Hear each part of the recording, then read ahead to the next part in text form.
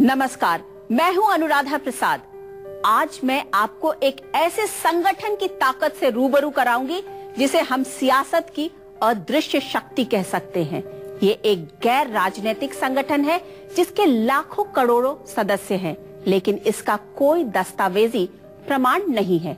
हमारे आपके बीच कौन उस ताकत से जुड़ा है और कौन नहीं, ये जानना भी बहुत मुश्किल है। दिलचस्प है कि 7 दशक के सियासी सफर में राजनीति का ऐसा कोई अध्याय भी नहीं जिस पर इस शक्ति की कलम न चली हो।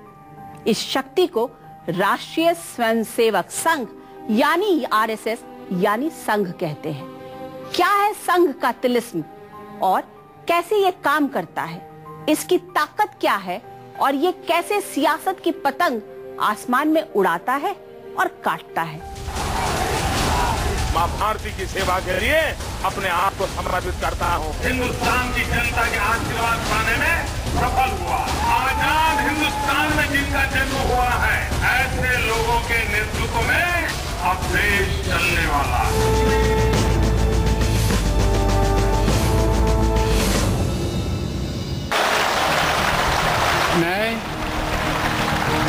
मैं नरेंद्र दामोदर दास मोदी ईश्वर की शपथ। प्रधानमंत्री नरेंद्र मोदी का शपथ ग्रहण बेशक असाधारण राजनीतिक उपलब्धि है, लेकिन अविश्वसनीय ये भी है कि जिन खादी निक्करधारियों, सफेद कमीज और काली टोपी वालों को वैचारिक जमीन के दक्षिणी ध्रुव पर रखा जाता है, वो आज की तारीख में सियासत के सेंटर स्टेज पर है।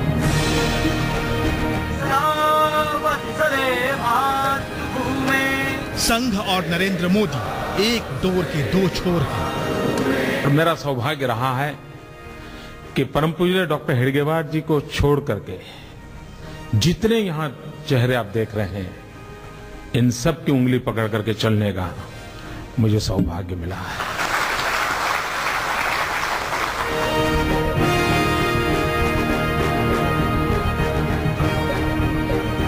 संघ की डोर का सिरा पकड़कर ही नरेंद्र मोदी सत्ता शीर्ष पर पहुंचे हैं।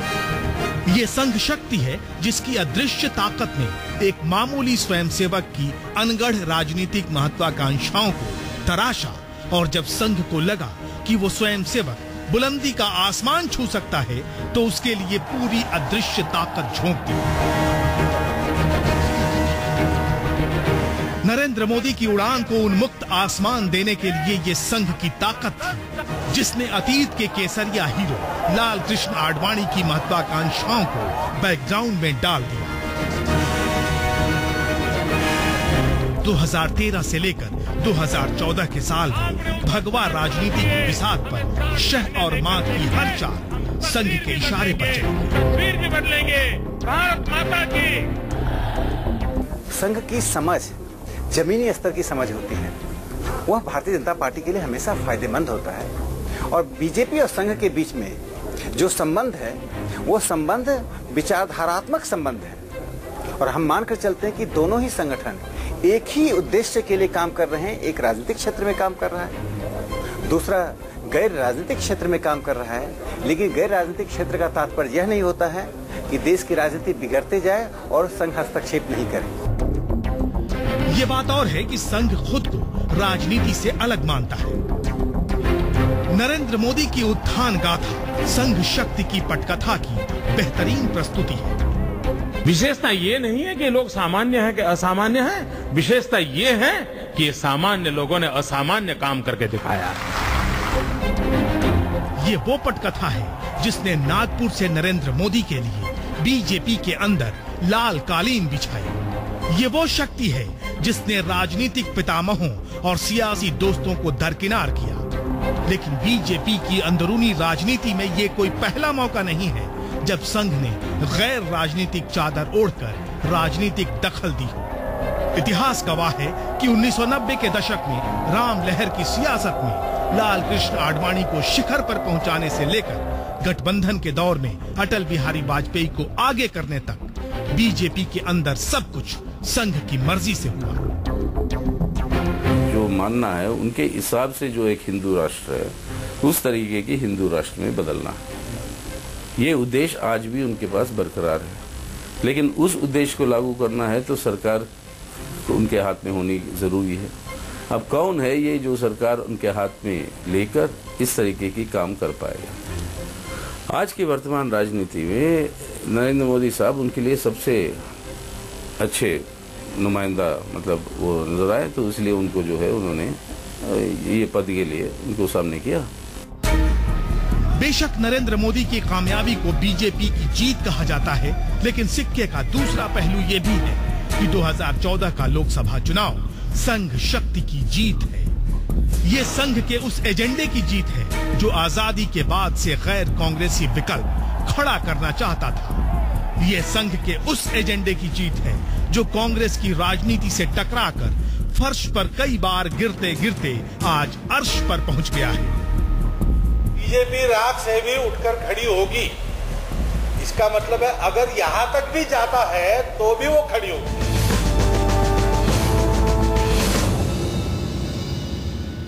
कौन जानता था नरेंद्र मोदी की कामयाबी आरएसएस की उड़ान को नया हौसला देगी। ये वही आरएसएस है जो कल तक अस्तित्व के लिए संघर्ष कर रहा था।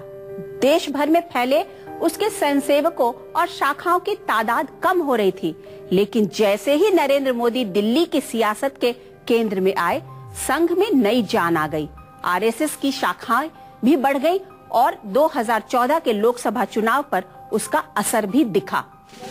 कभी नरेंद्र मोदी, कभी अटल बिहारी वाजपेयी तो कभी लाल कृष्ण आडवाणी। बीजेपी के बड़े बड़े नेता संघ की अदम्य शक्ति के आगे कतारबद्ध हो जाते हैं। अब इसे आप अनुशासन समझिए, सम्मान या मजबूरी। इस शक्ति के आगे बीजेपी के ताकतवर नेताओं को भी कभी हाथ ऊपर तो कभी नीचे करना पड़ता है। यही आरएसएस यानी राष्ट्रीय स्वयंसेवक संघ की ताकत है।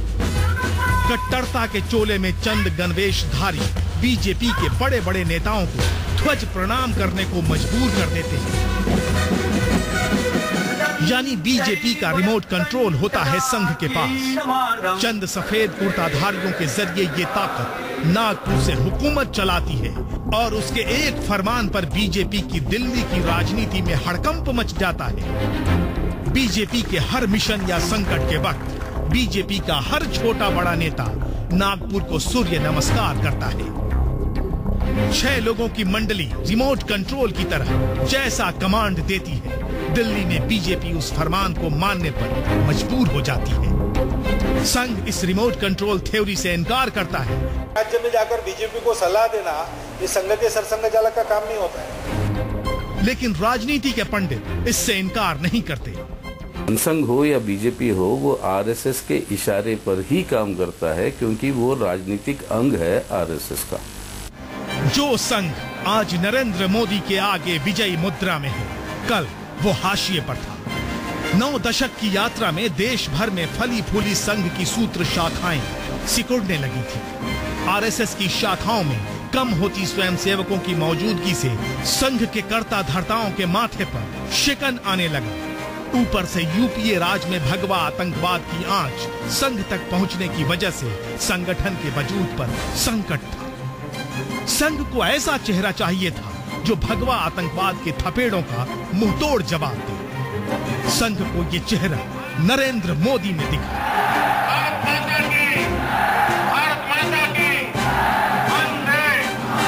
और इस चेहरे ने क्या कमाल किया, इसका इतिहास गवाह है। संघ के आशीर्वाद से नरेंद्र मोदी सियासत के 7वें आसमान पर सवार होते गए और उधर संघ की शाखाओं में 2000 तक का इजाफा हो गया। उनके शाखाओं की, उनके कार्यकर्ताओं के अंदर उनकी मनोबल बढ़ी है और यही हम समझते हैं कि बहुत ही एक खतरनाक संकेत है। राजनीतिक व्यक्तित्व जो संघ से जुड़ा हुआ है, जब वह देश में कोई ऐसा काम करेगा जिसका देश के जनमानस पर प्रभाव पड़ेगा, तो स्वाभाविक है उसका लाभ संघ को मिलेगा। तो संघ का सुपुत्र जब बाहर काम करता है, उसका लाभ संघ को मिलता है, संघ का लाभ उसके सुपुत्र को मिलता है। इसमें कोई शक नहीं कि आज नरेंद्र मोदी के सितारे बुलंद हैं, तो ये संघ की मर्जी थी।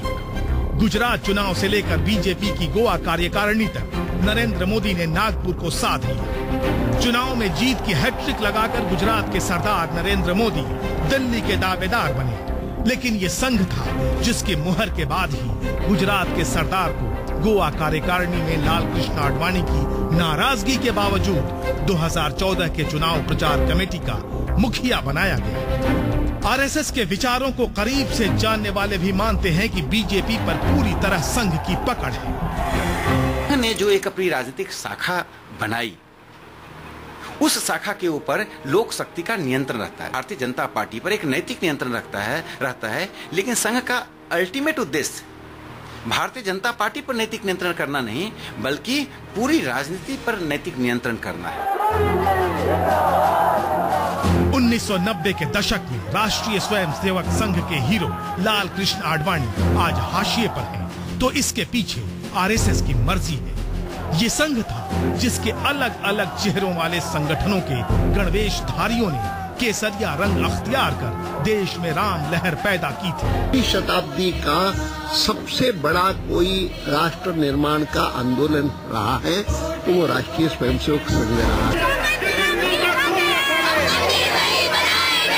Yes, if I am a Hindu, I am proud of being a Hindu. इसी अयोध्या में राम मंदिर आंदोलन के दौरान राम रथ के रथी आडवाणी संघ की तैयार की हुई स्क्रिप्ट का चेहरा बने। लेकिन आडवाणी की कामयाबी के पीछे संघ था, क्योंकि संघ शक्ति ने अयोध्या में राम मंदिर आंदोलन के जरिए पहली बार देश की राजनीति में हिंदू और मुस्लिम वोट बैंक को अलग अलग कर दिया।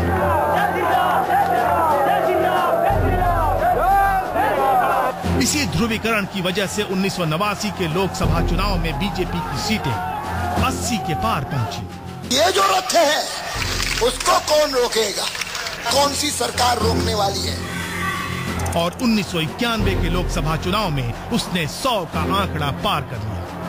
1992 में बाबरी मस्जिद विध्वंस के पीछे भी संघ शक्ति की ताकत की नुमाइश थी, क्योंकि राम लहर में जब अयोध्या की जमीन केसरिया रंग से रंग गई तो कानून का राज चंद घंटों के लिए खत्म हो गया। लेकिन बाबरी कांड के बावजूद जब बीजेपी पूरी तरह अपने एजेंडे में कामयाब नहीं हो पाई तो आगे चलकर उसने नरमपंथी चेहरा अख्तियार कर लिया। गठबंधन सरकारों के मौसम में जब प्रधानमंत्री का चेहरा आगे करने की बारी आई तो संघ ने नरमपंथी अटल बिहारी वाजपेयी को आगे कर दिया। 91 से 95 तक भारतीय जनता पार्टी के दो शिखर नेताओं के बीच में सत्ता का ऐसा संघर्ष था जो दबा हुआ था, कम लोग जानते हैं, लेकिन था। 2014 आते आते संघ ने इस जरूरत को वक्त से पहले समझा कि नरेंद्र मोदी ही वो चेहरा है जो विकास के मुलम्मे के साथ साथ केसरिया आंधी ला सकते हैं। इस असलियत को समझते ही संघ ने नरेंद्र मोदी को आगे करने के लिए एड़ी चोटी का जोर लगाया। आखिर क्यों बीजेपी के लिए संघ की हर बात पत्थर की लकीर होती है? इसकी वजह है कि देश भर में आरएसएस का बहुत बड़ा नेटवर्क है, जिसके अलग अलग कई चेहरे हैं। ये समाज सेवा से लेकर धर्म तक, शिक्षा से लेकर मजदूर संगठन तक कई रूपों में हमारे आपके बीच मौजूद हैं। संघ से जुड़े संगठन अलग अलग काम करते हैं, लेकिन इनकी वैचारिक जमीन एक ही होती है। इसीलिए जब भी नागपुर से रिमोट कंट्रोल पर कोई कमांड दिया जाता है, संघ की सभी अदृश्य शक्ति एक ही दिशा में काम करने लगती है। इस परंपरा की शुरुआत संघ के जन्म से ही शुरू हो गई थी। साल 1925 विजयादशमी का दिन, मोहिते का बाड़ा, नागपुर। ये नागपुर में आरएसएस का मुख्यालय है और इसी संघ मुख्यालय के अंदर चंद व्यक्ति बीजेपी की भाग्य रेखा का निर्धारण करते हैं। लेकिन 90 साल पहले 1925 में ये एक खंडहर था। कोलकाता मेडिकल कॉलेज से डॉक्टरी की पढ़ाई पूरी कर केशव बलिराम हेडगेवार ने इसी जगह पर आरएसएस की बुनियाद रखी थी। तब सिर्फ 5-7 छोटी उम्र के बच्चे उन्हें स्वयं सेवक के रूप में मिले। सवाल तब भी उठे थे कि आखिर हेडगेवार आरएसएस शुरू क्यों कर रहे हैं। डॉक्टर हेडगेवार ने आरएसएस को देश की आज़ादी के लिए बनाया था और इसलिए उसको एक सैनिक संगठन के रूप में बनाया था और उसी तरह की उसमें ट्रेनिंग दी जाती थी। संघ परिवार के जानकार कांग्रेस और महात्मा गांधी की राजनीति को भी आरएसएस शुरू होने की बड़ी वजह बताते हैं। हेडगेवार की जीवनी के मुताबिक हेडगेवार खुद भी कांग्रेस नेता थे और विदर्भ प्रदेश कांग्रेस का संगठन उन्हीं की अगुवाई में चलता था। टर्की के खलीफा की कुर्सी छीने जाने के सवाल पर खिलाफत और असहयोग आंदोलन शुरू करने के कांग्रेस के फैसले पर हेडगेवार ने पहली बार मुखर विरोध किया। खिलाफत आंदोलन को मुस्लिम तुष्टीकरण की राजनीति करार दिया। यहाँ तक कि कांग्रेस की सदस्यता से भी हेडगेवार ने त्याग पत्र दे दिया। तनाव प्रारंभिक दिनों में कभी नहीं था। ये कुल मिलाकर तनाव प्रारंभ हुआ आजादी के बाद ही। संघ के संस्थापक केशव बलिराम हेडगेवार ने मुस्लिम राजनीति और कट्टरपंथी मुस्लिम नेताओं के सामने कांग्रेस पर घुटने टेकने का आरोप लगाया और ऐलान कर दिया कि वो इतना बड़ा हिंदू संगठन खड़ा करेंगे कि राजनीति में हिंदुओं की उपेक्षा करने का साहस कोई नहीं कर पाएगा। ये बात गांधी युग की थी और इस पर उस वक्त शायद ही कोई यकीन कर सकता था। कांग्रेस की सेक्युलर राजनीति के खिलाफ हेडगेवार ने नई राजनीतिक विचारधारा की लकीर खींची, लेकिन सवाल था कि आरएसएस को स्वयंसेवक कहां से मिलेंगे, पूरे देश में संगठन कैसे खड़ा होगा और इसे कौन खड़ा करेगा। प्रारंभिक दिनों में तो कोई इस बात को मानने के लिए भी तैयार नहीं थे कि ऐसी कोई स्थिति संभव है, और ऊपर से डॉक्टर हेडगेवार कुछ युवकों को लेकर ये सारा काम शुरू किए तो लोगों को लगता था कि ये नॉन सीरियस एफर्ट है। तमाम विरोध और आलोचना के बावजूद हेडगेवार ने जिद नहीं छोड़ी। छोटे छोटे बच्चों को लेकर रोज सुबह और शाम संघ की शाखा हेडगेवार खुद ही लगाते। शाखा में पूरे 1 घंटे का टाइम टेबल बनाया गया, जिसमें सूर्य नमस्कार, योग, व्यायाम, खेलकूद, गीत, बौद्धिक बहस के साथ साथ तलवारबाजी, लाठी युद्ध, नियुद्ध यानी जूडो कराटे का प्रशिक्षण शुरू हो गया। डॉक्टर हेडगेवार को काफी मेहनत करनी पड़ी। उन्हीं युवकों को पहले तैयार करके उनके मन बना के उनको फिर कार्य में लगाना, देश भर में भेजना। कोई साधन नहीं था, धन नहीं था, किसी बड़े नेता का समर्थन नहीं था। डॉक्टर हेडगेवार भले ही अपने आप में एक बड़े नेता थे, पर वे भी विदर्भ के बड़े नेता थे, विदर्भ के कांग्रेस के बड़ा नेता थे। तो चैलेंजेस काफी थे, पर वो व्यक्ति का जो संकल्प सिद्धि थी, दृढ़ता थी, उसके कारण ऑर्गेनाइजेशन बढ़ा। जाहिर तौर पर शाखा के इन्हीं कार्यक्रमों की वजह से बड़ी संख्या में उस वक्त बच्चे और विद्यार्थी आरएसएस से जुड़ने लगे। हेडगेवार ने आरएसएस की बुनियाद नागपुर में 1925 में रखी और पुणे, यवतमाल, अमरावती, नासिक समेत पूरे महाराष्ट्र में इसका जाल फैलता चला गया। महाराष्ट्र के बाहर आरएसएस की पहली शाखा यूपी के वाराणसी में 1930 में शुरू हुई।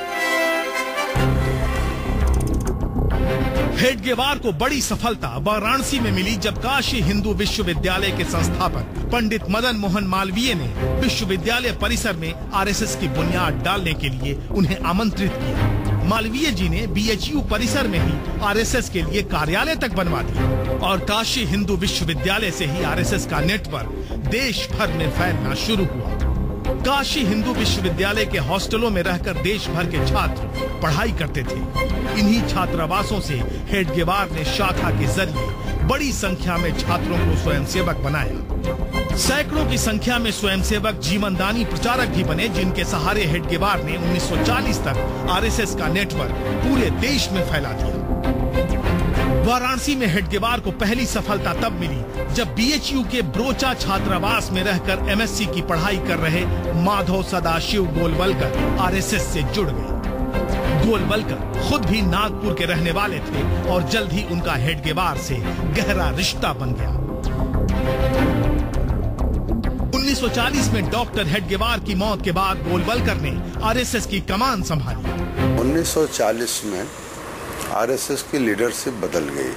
1925 में संघ की स्थापना हुई है और 1940 में मेरा ख्याल है कि 21 जून 1940 को डॉक्टर हेडगेवार का देहांत हो गया और उनके उत्तराधिकारी के तौर पर 34 साल के श्री माधव सदाशिव गोलवलकर जिन्हें गुरुजी कहा जाता था, और गुरुजी उनको इसलिए कहा जाता था क्योंकि बनारस हिंदू विश्वविद्यालय में वो बॉटनी के प्रोफेसर थे, और बनारस में जो भी पढ़ाता है उसको लोग गुरुजी गुरुजी कहते हैं, तो उनका उपनाम संघ में भी गुरुजी पड़ गया। गुरुजी दूसरे सरसंघ चालक हुए।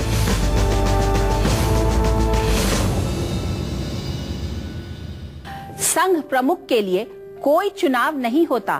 पहले संघ प्रमुख वसीयत लिखकर अगले संघ प्रमुख को नियुक्त करते थे, लेकिन ये परंपरा भी धीरे धीरे समाप्त हो गई। अब सिर्फ मौखिक तौर पर संघ प्रमुख का चुनाव होता है। संघ के पदाधिकारियों की नियुक्ति भी मौखिक ही होती है, यानी नियुक्ति का कोई दस्तावेज नहीं होता। संघ से जुड़े अलग अलग संगठन भी अपने फैसले खुद लेते हैं, लेकिन असलियत ये है कि विचारों के स्तर पर जो लकीर केशव बलिराम हेडगेवार ने खींची, उसी लकीर को उनके उत्तराधिकारियों ने वक्त और मौके के हिसाब से आगे बढ़ाया। हेडगेवार ने आरएसएस का जाल खड़ा करने के लिए न सिर्फ मेडिकल का करियर छोड़ा, बल्कि अपनी गृहस्थी तक नहीं बसाई। इसी वजह से संघ में प्रचारक परंपरा की शुरुआत हुई, जिसमें पूरा वक्त लगाकर प्रचारक सिर्फ संगठन के काम के लिए देश के कोने कोने में जाकर रहने लगे। फिर खाकी निक्कर, सफेद कमीज और काली टोपी पहनने वाले नौजवानों की कतार संघ के साथ जुड़ती चली गई। 1940 आते आते 15 साल के अंदर संघ का काम इधर लाहौर तक, उधर चेन्नई तक, इधर कलकत्ता तक व्याप्त हो गया। एक अखिल भारतीय दृश्य आरएसएस का 1940 में ही निर्माण हो गया। भले ही केंद्र नागपुर रहा हो, काम देश के चारों ओर प्रारंभ हो गया। प्रचारकों ने देश के कोने कोने में संघ के एजेंडे का प्रचार प्रसार किया। ऐसे ही प्रचारकों में एक थे भाऊ राव देवरस, जिन्हें गोलवलकर ने नागपुर से लखनऊ भेजा। कहते हैं कि भाऊ राव देवरस ने गुजारा करने के लिए लखनऊ के रेलवे प्लेटफॉर्म पर गुब्बारे और चने बेचे। बाद में भाऊ राव देवरस ने लखनऊ विश्वविद्यालय में एडमिशन लिया और पढ़ाई करते हुए नए नए दोस्त तैयार किए और प्रचारक जीवन की नई कहानी गढ़ी। लखनऊ में रहते हुए भाऊ राव देवरस ने वाराणसी, इलाहाबाद, कानपुर और आगरा तक स्वयं सेवकों और प्रचारकों का तगड़ा नेटवर्क खड़ा कर दिया।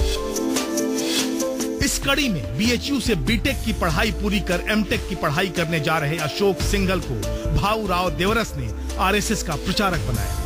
इलाहाबाद की आरएसएस की शाखा की कमान युवा प्रोफेसर राजेंद्र सिंह उर्फ रज्जू भैया और मुरली मनोहर जोशी ने संभाली। नागपुर में एमए की पढ़ाई कर रहे दीनदयाल उपाध्याय भी संघ के साथ जुड़ गए। नारायण राव तरटे के संपर्क में आकर स्वयंसेवक बन चुके अटल बिहारी वाजपेयी से भाऊ राव देवरस की मुलाकात हुई। भाऊ राव देवरस ने अटल बिहारी वाजपेयी की प्रतिभा को पहचान लिया और उन्हें भी प्रचारक बनाकर लखनऊ के पास संडीला भेज दिया। And I don't see any difference between Hindu nation and Bharatiya nation. Even Param Pujaniya Sarasanga Chalakya said that these terms are interchangeable. But we are a Hindu nation. RSS के साथ मेरा बहुत गहरा संबंध है और कुछ मुद्दों पर मतभेद होते हुए भी मैं समझता हूं कि एक ऐसा संगठन है जिसमें निस्वार्थी लोग हैं और जो देश के निर्माण में एक रचनात्मक भूमिका निभा रहे हैं। 8 अगस्त 1942, जगह मुंबई। 8 अगस्त 1942 को महात्मा गांधी ने अंग्रेजों भारत छोड़ो का नारा देकर अगस्त क्रांति का आह्वान किया और उधर संघ आंदोलन के खिलाफ हो गया। गोलवलकर ने कांग्रेस नेताओं पर आरोप लगाया कि उन्होंने गैर कांग्रेसी संगठनों से चर्चा किए बिना आंदोलन का फैसला लिया। लिहाजा आरएसएस ने बतौर संगठन आंदोलन में हिस्सा न लेने का फैसला कर लिया।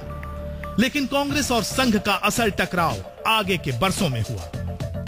संघ शक्ति की इस खास पेशकश में वक्त है एक छोटे से ब्रेक का।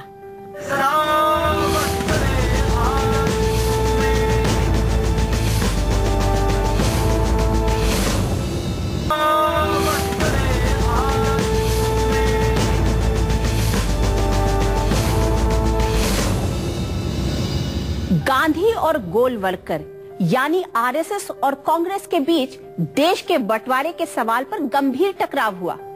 आरएसएस भारत पाकिस्तान बंटवारे के खिलाफ था तो कांग्रेस इसे वक्त की जरूरत बता रही थी। संघ चाहता था कि कांग्रेस मोहम्मद अली जिन्ना के हर प्रस्ताव को खारिज कर दे, लेकिन कांग्रेस बीच का रास्ता तलाशने की कोशिश कर रही थी। मतलब एक तरफ संघ की अखंड भारत की कट्टर सोच थी तो दूसरी तरफ कांग्रेस का मध्यम मार्ग।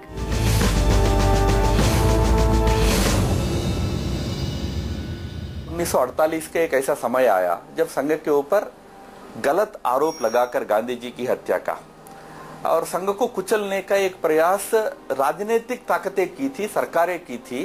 तो उस समय संघ के सच्चाई के पक्ष में खड़ा होने के लिए कोई राजनीतिक व्यवस्था में कोई तैयार नहीं था। संघ किसी भी कीमत पर भारत का बंटवारा नहीं होने देने पर आमादा था, लेकिन इतिहास को मंजूर थी 15 अगस्त 1947 की तारीख, जब भारत खंडित हो गया।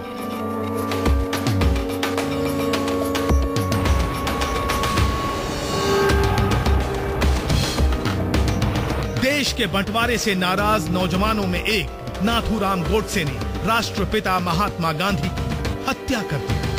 शुरुआती जांच में गांधी हत्याकांड में शामिल मराठी युवकों के रिश्ते आरएसएस से जुड़े मिले तो पंडित नेहरू की अगुवाई में कांग्रेस सरकार ने आरएसएस पर हल्ला बोल दिया। नागपुर समेत देश भर में आरएसएस के कार्यालयों पर उग्र प्रदर्शन हुए और आरएसएस प्रमुख गोलवलकर समेत बड़ी संख्या में आरएसएस के कार्यकर्ता, प्रचारक महात्मा गांधी की हत्या के आरोप में गिरफ्तार किए गए। इस वक्त संघ के अस्तित्व पर संकट आया क्योंकि महात्मा गांधी की हत्या से जुड़ी कोई भी सफाई सुनने के लिए कोई तैयार नहीं।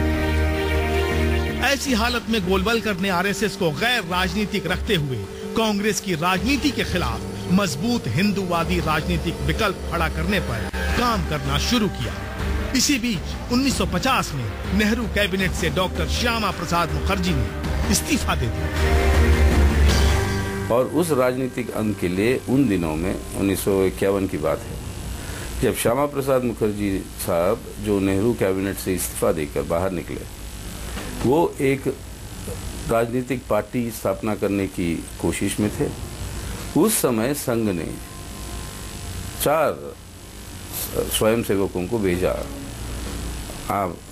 तो मुखर्जी साहब को मदद करने के लिए, श्यामा प्रसाद मुखर्जी को। और वो 4 स्वयंसेवक थे अटल बिहारी वाजपेयी जी, लाल कृष्ण आडवाणी जी, दीनदयाल उपाध्याय जी और शिवशंकर एस.एस. भंडारी साहब। ये 4 स्वयंसेवक भेजे गए थे। उनको मदद करने के लिए जनसंघ की स्थापना इस प्रकार से हुई। अक्टूबर 1951 अखिल भारतीय जनसंघ की स्थापना। हिंदू हितों के सवाल पर डॉक्टर श्यामा प्रसाद मुखर्जी और गोलवलकर की मुलाकात ने देश की राजनीति में अखिल भारतीय जनसंघ की बुनियाद डाल दी। मुखर्जी के तौर पर गोलवलकर को देश भर में चर्चित बड़ा राजनीतिक चेहरा मिला तो पर्दे के पीछे से आरएसएस के प्रचारकों की पूरी जमात खड़ी हो गई।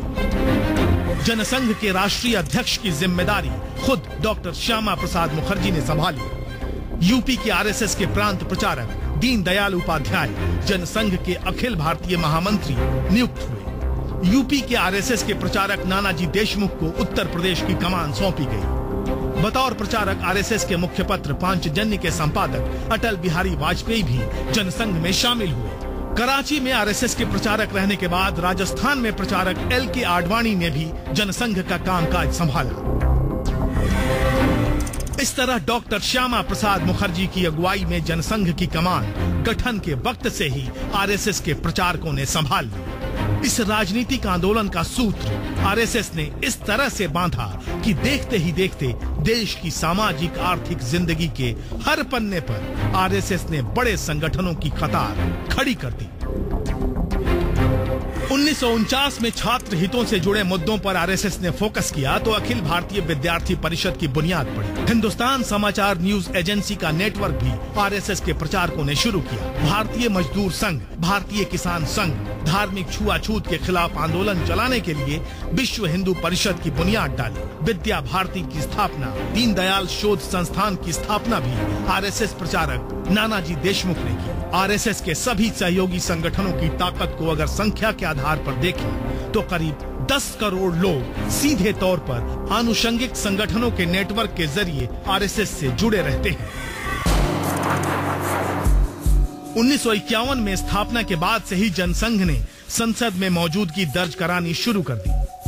1952 के लोकसभा चुनाव में जनसंघ ने 3 सीटें जीती, लेकिन 1953 में श्यामा प्रसाद मुखर्जी के निधन के बाद जनसंघ पर पूरी तरह संघ नेताओं का दबदबा हो गया। बलराज मधोक और अटल बिहारी वाजपेयी जनसंघ के मुख्य चेहरे बन गए। 1967 के लोकसभा चुनाव में बलराज मधोक की अगुवाई में जनसंघ ने 35 सीटें जीती और लोकसभा में दूसरी सबसे बड़ी पार्टी बन गई। लेकिन 1971 के लोकसभा चुनाव में इंदिरा के गरीबी हटाओ के नारे के आगे संघ का राजनीतिक मोर्चा जनसंघ छाप छोड़ने में नाकाम रहा। लेकिन जैसे ही 1974 में जयप्रकाश नारायण की अगुवाई में इंदिरा सरकार के खिलाफ छात्र आंदोलन शुरू हुआ, संघ की सियासी महत्वाकांक्षाओं को नया आसमान मिल गया। आपने देखा कि आजादी के बाद देश में गैर कांग्रेसी विकल्प खड़ा करने के लिए संघ ने पर्दे के पीछे रहकर क्या रणनीति अपनाई। इसी तरह जब 1974 में जयप्रकाश नारायण के नेतृत्व में छात्र आंदोलन ने जोर पकड़ा तो संघ ने जेपी के पीछे पूरी ताकत झोंक दी। 1975 में इमरजेंसी के वक्त भी संघ से जुड़े लोगों ने अंडरग्राउंड रहकर अभियान चलाया, तो अयोध्या आंदोलन से लेकर अन्ना के आंदोलन तक देश में बदलाव की हर हवा के पीछे सूत्रधार की भूमिका आरएसएस ने निभाई। 1974 में जेपी के नेतृत्व में छात्र आंदोलन शबाब पर पहुंचा तो इसके पीछे भी संघ शक्ति थी। संघ से जुड़ा छात्र संगठन एबीवीपी सक्रिय तौर पर आंदोलन से जुड़ा था, लेकिन संघ पूरे आंदोलन में पर्दे के पीछे था। संघ की दलील थी कि चूंकि ये आंदोलन इंदिरा सरकार के खिलाफ है, इसलिए वो किसी राजनीतिक आंदोलन का हिस्सा नहीं बन सकता। 18 के बाद अप्रैल 18 तक में संघ का इन्वॉल्वमेंट सहभाग पूरा हो गया था और जब अप्रैल महीने में बाला साहब देवरस जी प्रभुजनी सरसंघ चालक वे पटना आए थे, उन्होंने स्थितियों को समझा था। उन्होंने कहा था कि संघ का स्वयंसेवक भी समाज का नागरिक है, तो नागरिक की हैसियत से तो वो तो समाज में हो रहे बदलाव के लिए आवश्यक आंदोलन भी चलेगा, तो उसमें शरीक होगा ही। संघ संस्था के नाते शरीक नहीं है, लेकिन स्वयंसेवक सामाजिक नागरिक के नाते से जरूर हिस्सा ले सकता है। ये बात उन्होंने कहकर इस पर मुहर लगा दी थी। जेपी आंदोलन की वजह से इंदिरा गांधी ने इमरजेंसी लगाई और अटल बिहारी वाजपेयी और लाल कृष्ण आडवाणी जैसे जनसंघ के नेताओं को जेल में डाल दिया गया। लेकिन नानाजी देशमुख अंडरग्राउंड हो गए। अंडरग्राउंड रहकर इन लोगों ने इंदिरा सरकार के खिलाफ काम किया और जब इमरजेंसी के बाद 1977 में आम चुनाव हुए तो जनसंघ में जनता पार्टी का विलय हो चुका था। लेकिन जनता पार्टी के टूटने के बाद जनसंघ ने अपना रास्ता अलग कर लिया और देश के राजनीतिक नक्शे पर भारतीय जनता पार्टी का उदय हुआ। ये वही पार्टी थी जिसके अंदर हिंदू राष्ट्रवाद था और बाहर जनता पार्टी का एजेंडा। जब टकराव हुआ तो साथ रहना कठिन था, तो उस समय में लोगों को लगा कि अब तो पार्टी के बाहर ही जाना पड़ेगा। तो बहुत ही उदास मन से जनसंघ के लोगों ने सोचा कि अब हमको अलग होना है, तो हम जनता पार्टी की तरफ हम आगे बढ़ चुके हैं। यात्रा जब आगे बढ़ चुकी है तो वापसी की बात नहीं होनी चाहिए, आगे मुड़ना चाहिए। वो सोच करके उन्होंने ये कहा कि हम ही असली जनता पार्टी हैं। इसलिए उन्होंने भारतीय जनता पार्टी बनाई और आयोग के सामने भी उन्होंने दावा किया कि वे ही असली जनता पार्टी है। 1980 में बनी बीजेपी, लेकिन 1984 में इंदिरा गांधी की शहादत से पैदा सहानुभूति की लहर में वो सिर्फ 2 सीटें ही जीत पाई। चंद बरसों बाद ही बीजेपी का चाल चरित्र और चेहरा बदल गया, क्योंकि उसे अयोध्या में राम मंदिर का मुद्दा हाथ लग गया। 1989 में बीजेपी कट्टर हिंदुत्व और राम मंदिर के एजेंडे के साथ चुनावी मैदान में उतरी और लोकसभा में उसकी सीटों की संख्या 86 तक पहुंच गई। बीजेपी की इस कामयाबी के पीछे भी संघ की सियासी रणनीति थी, जिसने हिंदू वोटों के ध्रुवीकरण के पत्ते पहली बार सियासत की बाजी में चले। 1990 के दौर में जब मंडल की राजनीति ने हिंदू वोट बैंक को टुकड़ों में बांटा, तो संघ ने कमंडल के राजनीतिक दांव से मंडल को साध लिया। इस कामयाबी के बाद बीजेपी ने कभी पीछे मुड़कर नहीं देखा। संघ के इशारों पर ही लाल कृष्ण आडवाणी रथी और हिंदुत्व का चेहरा बन गए।